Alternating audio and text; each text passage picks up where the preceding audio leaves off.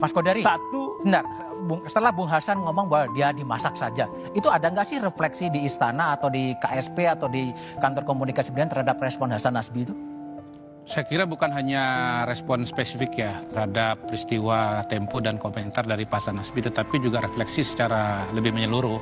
Karena memang notabene pemerintahan ini kan berjalan sekitar berapa, 4-5 bulan, itu sebetulnya sudah ada evaluasi dan diskusi di internal teman-teman pemerintahan mengenai soal komunikasi. Dan tadi Pak Sudaryono sudah menyatakan dengan sangat terbuka bahwa menteri-menteri atau kabinet diminta untuk memperbaiki komunikasi yang sudah berjalan selama ini.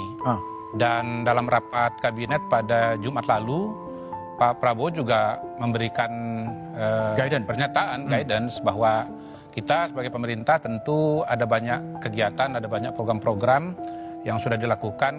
Kalau saya tidak salah itu dihitung-hitung mungkin ada 45 kebijakan barangkali.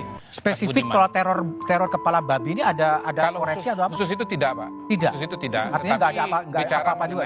mengenai perlunya perbaikan komunikasi pemerintah secara keseluruhan. Dan sebelum dinamika isu beberapa hari ini sebetulnya di internal pemerintahan, sepengetahuan saya juga sudah ada komunikasi, evaluasi termasuk rencana-rencana untuk memperbaiki dan mengoptimalkan titik-titik komunikasi yang ada ya, untuk kemudian bagaimana komunikasi itu menjadi itu gimana sih baik. kerjanya di dalam istana itu terhadap PCO dengan istana? Apakah pagi-pagi ada brief, ada apa gitu?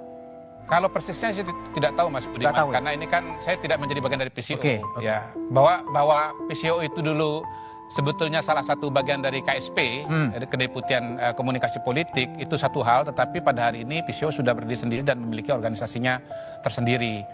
Tetapi kelihatannya itu juga yang menjadi bagian dari sebuah katakanlah evaluasi, karena memang yang namanya komunikasi itu kan sebetulnya hilir dari sebuah proses yang namanya kebijakan publik. Kebijakan publik itu ada di hulunya.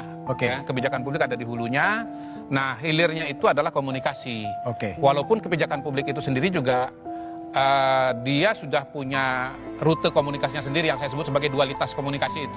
Kebijakan publik sebagai sebuah komunikasi ketika dirasakan masyarakat, dan bagaimana kebijakan publik itu ketika disampaikan kepada media atau kepada para stakeholder, itu hal yang lain lagi. Tetapi intinya begini, bahwa memang disadari adanya suatu proses yang tidak putus antara kebijakan dengan komunikasi, dan ini salah satu yang perlu diperbaiki dari pemerintahan sekarang. Baik Bung